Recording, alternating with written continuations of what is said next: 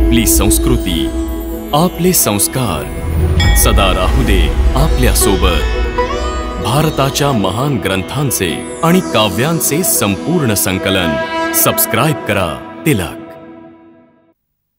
भगवान, आपण तर सरळ स्वभावाचे आहात। बालकाच्या बोलण्याकडे नका लक्ष देऊ, आणि त्याशिवाय त्यानं तर आपला काही अपराध नाही केला। आपला अपराधी मी आहे। माझ्याच हातून हे धनुष्य भंग पावलं। जर दंड द्यायचाच असेल तर मला द्या। मला आपला दास समजा, आणि वाटलं तर मजवर कृपा करा वा क्रोध करा, नाहीतर माझे प्राण घ्या। ज्या प्रकारानं आपला क्रोध शांत होऊ शकेल तो उपाय करायला मी तयार आहे। तूही काही कमी धूर्त नाहीस। भगवान शंकराचं धनुष्य तोडून आता मलाच ज्ञान शिकवतोयस। तिकडे तुझा छोटा भ्राता तुझ्या संमतीने मला भडकवित आहे, मला क्रोधित करून माझं बळ क्षीण करीत आहे, आणि इकडे तू आम्हाला हात जोडून असा अनुनय विनय करतोयस। परंतु हे छळकपट आणखी नाही चालू शकणार। तू समजतोयस की स्वतःला राम म्हणवण्याने तू परशुरामाचाही सामना करू शकशील। चल उचल शस्त्र आणि माझ्या बरोबर युद्ध कर। मी तुला निशस्त्र नाही मारणार, विरोचित मृत्यूचा अवसर देईन, आणि युद्ध नाही केलंस तर भ्रात्या समवेत तुला आत्ताच मारून टाकेन। प्रभू, जर रणामध्ये आम्हाला कोणी ललकारलं तर क्षत्रिय धर्माच्या अनुसार आम्ही त्याच्याशी अवश्य लढू। मग तो स्वयं काळही का असेना, परंतु आम्हा रघुवंशीयांचा हाही धर्म आहे की आम्ही गौ, ब्राह्मण आणि स्त्रीवर हात नाही चालवत। ब्राह्मण आमच्यासाठी सदा पूजनीय आहे, आणि त्यांची सेवा करणं आमचा परमधर्म आहे। मग प्रभू आणि सेवक यांच्यात युद्ध कसं होऊ शकतं? आपली आणि आमची बरोबरी कशी होऊ शकते? भगवान, माझं तर छोटंसं नाव आहे राम, पण आपलं परशु समवेत परशुराम। आपण आपल्या रामाला अजूनही नाही ओळखलं, परंतु मी तर आपलं प्रभुत्व जाणतो। आपल्याकडून हारण्यातही माझी जीत आहे। विप्र वंशीवर अस्त्र टाकता हारलो तरी ती मजला जीत वाटते।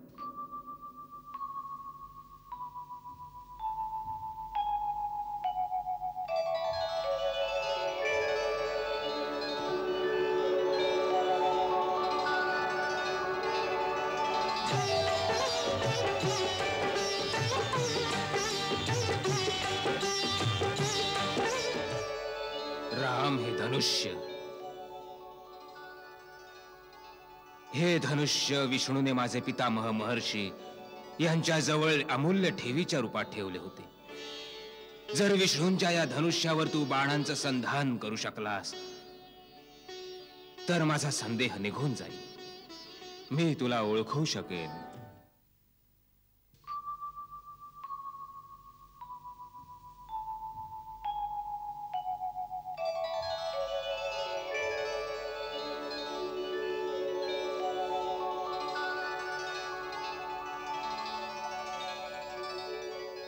भृगुनंदन, आपण जाणता की एक दिव्य वैष्णव बाण कधी रिक्त नाही जात, परंतु एक तर आपण ब्राह्मण आहात, आणि दुसरं गुरु विश्वामित्रांच्या बहिणीचे पौत्र, म्हणून मी हा अमोघ बाण आपल्यावर नाही चालवू शकत। आता आपणच सांगा की मी कुणाला नष्ट करू? आपल्यापाशी मनाच्या गतीने सर्वत्र येण्या जाण्याची जी शक्ती आहे तिला, की आपण आपल्या तपोबलाने जे पुण्यलोक अर्जित केले आहेत त्याला नष्ट करू? हे रघुनंदन, माझ्या आवागमनाच्या शक्तीचा नाश नको करूस, कारण मी जेव्हा माझे गुरु कश्यप यांना ही सारी पृथ्वी दान केली होती तेव्हा त्यांनी मला सांगितलं होतं की आता तू माझ्या राज्यात नाही राहू शकत। तेव्हापासून मी कधीही पृथ्वीवर रात्री विश्राम नाही करी. मला रात्री महेंद्र पर्वतावर जाण्याकरता त्या शक्तीची परम आवश्यकता आहे. परंतु आपण या मोघ बाणाने आमच्या पुण्य लोकाचा नाश करून टाका. ज्याबरोबर नाश होईल आमची कीर्ती, आमचा अहंकार, आणि अहंकार जडित आमचा क्रोध. राम, यास पूर्व दिशेस सोड.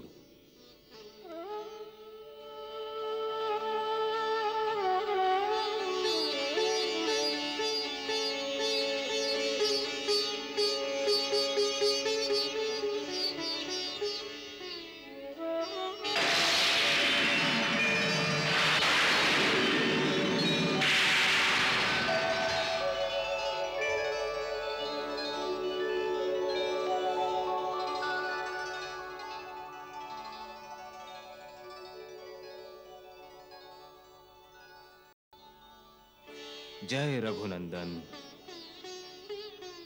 तुझा विजय हो.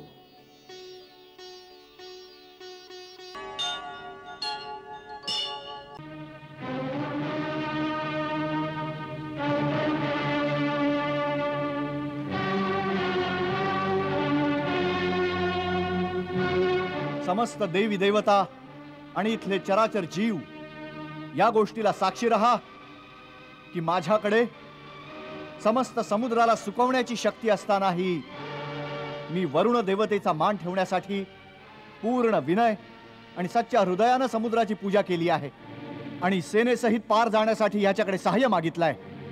परंतु या शत्रूनं माझा उपहासच केला आहे. मी ब्रह्मास्त्राचा उपयोग करून या समुद्रास पाताळापर्यंत पूर्ण सुकवेन. आता जलाच्या जागी इथं फक्त रेती आणि वाळूच राहील, ज्याच्यावरून माझी सगळी सेना आगेकूच करेल. जय ब्रह्मदेव.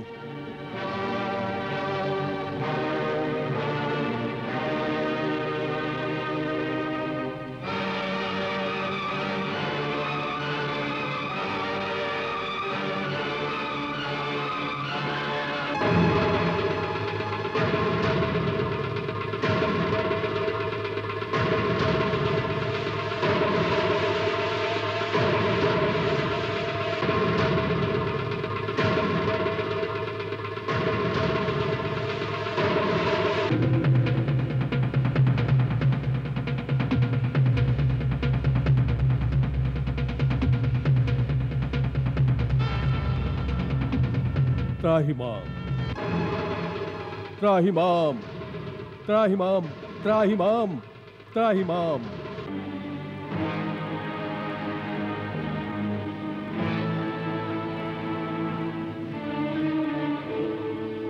क्षमा करा प्रभू, माझे अवगुण क्षमा करा. आपली पूजा आणि विनम्रतेच्या उत्तरादाखल मी माझे स्थान सोडून आपल्याला मार्ग नाही दिला. यात अवश्य माझा दोष आहे, परंतु हा दोष तर आपणच दिलेला आहे. आपल्या प्रेरणेने मायेने निसर्गात जड चेतन सृष्टीची उत्पत्ती केली आहे. त्याने जड आणि चेतनेच्या भिन्न भिन्न मर्यादा आखून दिल्या आहेत. प्रभू, आम्ही 5 तत्व अर्थात आकाश, धरती, अग्नी, वायू आणि जल या सृष्टीचे मुख्य आधार आहेत. या 5हिंचे गुण, स्वभाव आणि मर्यादा आपल्या स्वीकृतीनेच निश्चित केल्या आहेत. माझ्या सहस्र तरंग उठतात, परंतु मी कधी माझ्या तटांच्या मर्यादांचं उल्लंघन नाही करत. माझा स्वभाव अक्षुब्ध आहे, परंतु आज आपल्या बाणांनी मला क्षुब्ध करून टाकलं. जल जर आपल्या मर्यादांचा भंग करेल तर आपल्या आज्ञेचं उल्लंघन होईल. आपण तर सर्व समर्थ स्वामी आहात. आपल्याला बाण सोडायची आवश्यकताही नाही. आपल्या केवळ इच्छेनेच मी सुकून जाईल आणि आपली सेना मला पार करून जाईल. परंतु भगवंत, त्याने माझा मान आणि माझी मर्यादा दोन्हीही भंग पावतील. 5 तत्वांमधील जरी एकाचाही अशा प्रकारे गुण आणि स्वभाव बदलून त्याची मर्यादा भंग केली तर सृष्टीच्या संतुलनात विकार उत्पन्न होईल, ज्याने या धरतीवर विस्फोट होऊन जाईल. प्रभू, जर आपण प्रलयाआधीच प्रलय आणू इच्छिता तर आपल्याला अधिकार आहे, अन्यथा या ब्रह्मास्त्रापासून माझे रक्षण करा. स्वामी, मी एका सेवकाप्रमाणे आपल्याला शरण आलो आहे. जसं उचित वाटेल आज्ञा द्या, मी तेच करीन. माझं रक्षण करा अथवा दंड द्या. आमचं तुझ्या बोलण्यानं समाधान झालं आहे. आम्ही तुझी मर्यादा भंग नाही करणार, परंतु आम्हाला तो मार्ग सांग ज्यानं आमची सेनाही त्या तीरावर पोचेल आणि सागराची मर्यादाही टिकेल. नाथ, यावर मार्ग तर फार सोपा आहे. आपल्या सेनापतींमध्ये नल नील नावाचे 2 भाऊ आहेत. बालपणी ते खूप खोडकर बालक होते. ते ऋषींचं सामान उचलून नदीमध्ये फेकून द्यायचे, ज्यामुळे दुःखी होऊन एकदा एका सिद्ध ऋषीने त्यांना शाप दिला की ते आपल्या हातांनी जे काही सामान उचलून पाण्यामध्ये टाकतील ते कधीच बुडणार नाही. आज तो शाप आपल्या कामी येईल. नल विश्वकर्माचा औरस पुत्र आहे. त्याला शिल्पकला येते.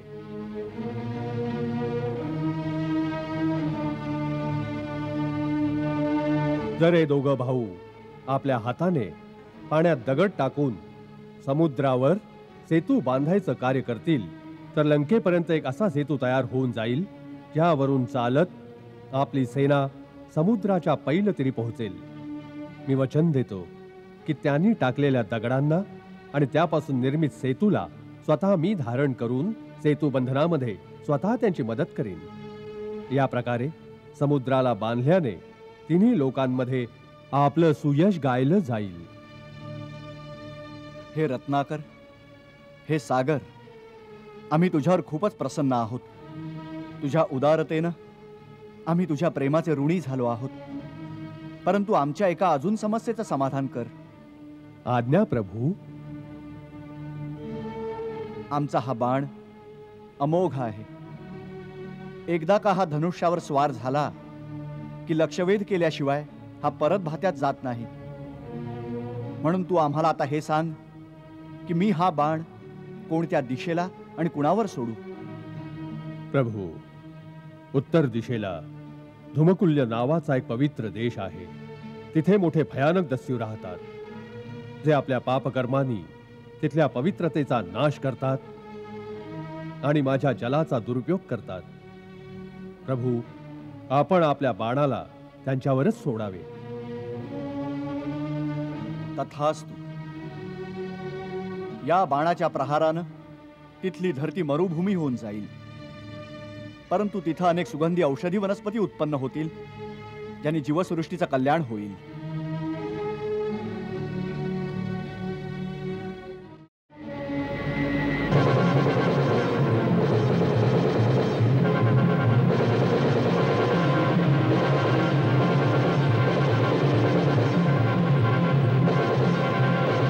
आता मला आज्ञा द्या अयोध्यानाथ.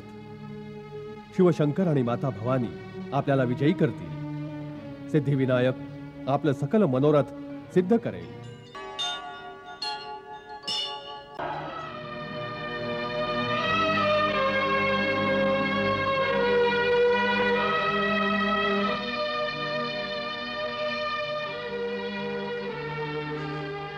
हे आपण काय केलं करुणानिधान? माझ्यासारख्या एका राक्षस जातीच्या तुच्छ जीवासाठी आपले प्राण संकटात टाकले. मित्रता जात पात नाही पाहत महाराज विभीषण. ज्याला मित्र समजाल त्याचं संकट आपल्यावर घेणं हाच धर्म आहे. दुसरं, आपण आम्हाला शरण आला आहात. शरण आलेल्या शरणागताचं रक्षण करताना जर आवश्यकता पडली तर प्राणही दिले पाहिजेत. हाच धर्म आहे. तिसरं, आम्ही आपल्याला लंकेचा राजा बनवण्याचं वचन दिलं आहे. आमच्या रघुकुलामध्ये ही रीत सदैव चालत आली आहे की प्राण गेला तरी वचन मोडता कामा नये. आणि आम्ही तर आमचा धर्म पाळला आहे. चलावे, शिबिरात चलावे, आपल्या घावावरती उपचार केले पाहिजेत. बंधू, युद्धभूमीतून तर केवळ प्राण गेल्यानेच दुसऱ्यांच्या खांद्यावरून उचलून नेलं जातं. छोट्या मोठ्या घावांनी घाबरून पळून जाणाऱ्यानं युद्धभूमीत आलंच नाही पाहिजे.